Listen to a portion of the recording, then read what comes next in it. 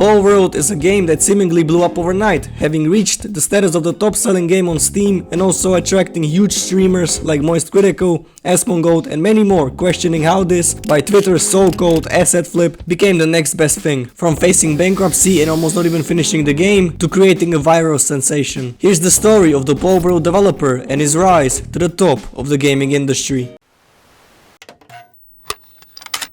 Developer's real name, Takuro Mizobe, was your typical Japanese weeb, watching anime, reading manga, and playing a bunch of Nintendo games. One of his favorite titles was actually none other than Pokemon. As a huge fan of video games, he always fantasized of creating one himself, playing around with that idea as early as April 2015, when he established Pocketpair, a studio created by people deeply in love with games and also zero experience and no idea how to make one. After 3 years of learning and experimentation, a trailer for their first game under the Pocketpair name was released. Overdungeon, a real-time card battle game that combines elements from roguelike, tower defense and card games, already showing traits of bizarre ideas and combinations of genres into one. Overdungeon released on Steam in August 2019 and had a pretty good reception, becoming a top seller for some time and blowing up especially in China, getting a couple million views and some big names on the Bilibili streaming platform playing it. Takuro started handing out hints that they were working on a new game not even a year after the release of their previous title,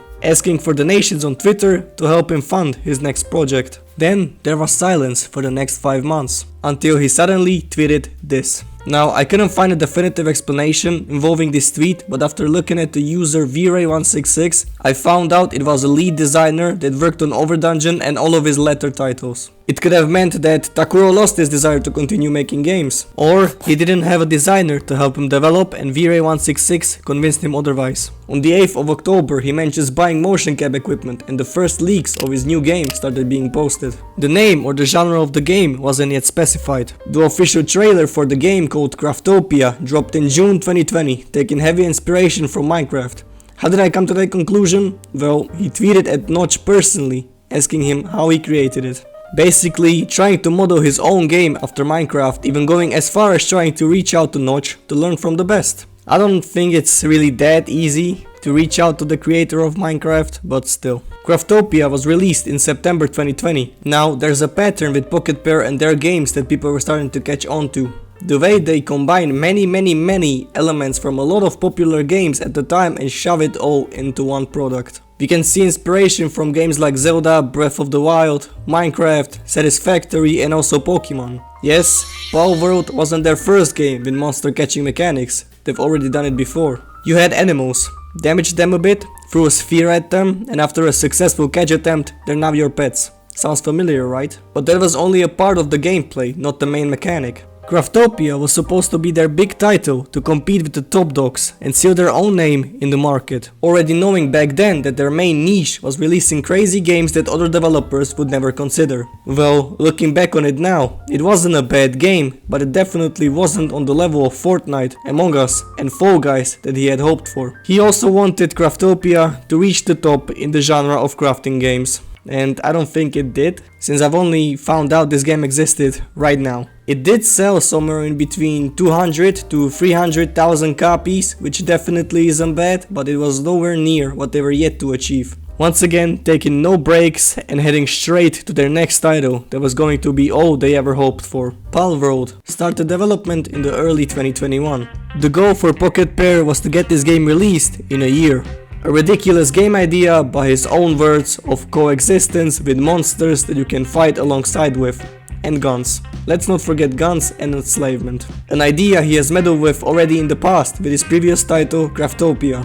The game was scheduled for a 2022 release, confirmed by himself and other different news articles. This game proved to be really tough to develop and the studio weren't really prepared for it, pushing the release to 2023 and hiring more members onto their team to work on the game. From 10 to 50 to be exact. Here's some foreshadowing of what was going on by Takuro himself. When it comes to indie games, I think the desperation caused by the fear that they could go bankrupt at any time and not knowing if they will be able to make a living tomorrow is completely different. Pocketpair is also being developed with the mindset that if one fails, we are in danger of going bankrupt, and that seems to be the case. If you want to read the rest, just pause it right now. Takuro and the Pocketpair studio went all in with Palworld, putting it all on the line. All of their budget went into the development of the game. 1 billion yen, which translates to around 6.7 million USD as of today, was the amount spent.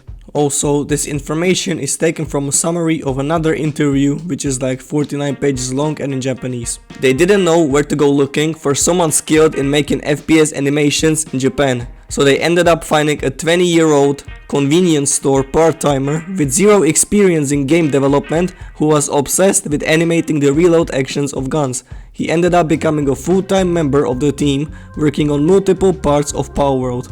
That was the first sign of the desperation and inexperience that was involved in creating this game. Lack of team members and slowly running out of a budget, they had to act fast. Also, I haven't mentioned this yet, but we all know the game was developed in Unreal Engine instead of their usual approach of making games in Unity from purchased assets. So, before I continue with the rest of the development, I want to prove the asset flip accusations are false by the own words of the man himself, Takuro. As we've all seen, Twitter game experts have been ruthless with calling this game just a meme, a cash grab or an asset flip. Takuro spoke out about it in an interview saying, "For Palworld, we made lots of original assets. We wanted to use as many existing assets as possible, and we were using them when we started out, but in the end, we had to make many original assets. They had to create every PAL 3D model from the ground up, saying, we had to give up on the asset-driven approach we established with Craftopia, and make the models and motions our own."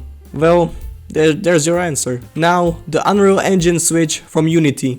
Wasn't it better for them? Well, yes, until we put into perspective the fact that only one employee from the entire team knew how to use it. They hired a top-level engineer who decided that Unreal Engine is the better option. By the way, the first trailer for the game in 2021 was still made in Unity, starting completely from scratch with only one member with experience in UE and with a goal of creating 100 plus monsters, 100 plus 3D models and 20 animations for each of them. Sounds very achievable given the circumstance. Well, because Pocketpair clearly has plot armor in this story, an experienced motion designer miraculously reached out to them through an HR company and got it done. If this was only a story and not an actual real life situation, they'd call me a shit writer. The team expanded, as I mentioned, from 10 to 50 members and the expectancy of the release went from 1 to 3 years instead. By the way, the person who designed the majority of the monsters in the game was a newly graduated character designer who got turned down by 100 companies, including Pocketpair at some point.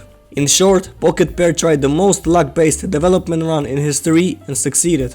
They spent all of their money almost becoming bankrupt, had some of the most questionable hiring decisions, and made a game purely off of their belief that the game is, quoting, hella fun. I commend you, Takuro. The balls someone like you has to have to put your whole career on the line only for the internet to call you a Pokemon copy. They even got the game he took inspiration from wrong. In his words, it's a lot more of an Ark survival type game than Pokemon, and the companion thing is similar to the way Sons of the Forest did with theirs. In my opinion, this is one of the most incredible everything on the line stories that have ever existed. I believe the industry needs more people like Takuro who aren't scared to face criticism and who make games because they're fun. Not risk-free and with guaranteed profit factor like Call of Duty. His games actually somewhat remind me of Quentin Tarantino's style of writing movies. He takes inspiration from a lot of different great games and creates his own.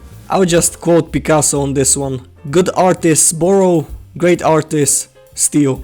Thank you for watching and take care.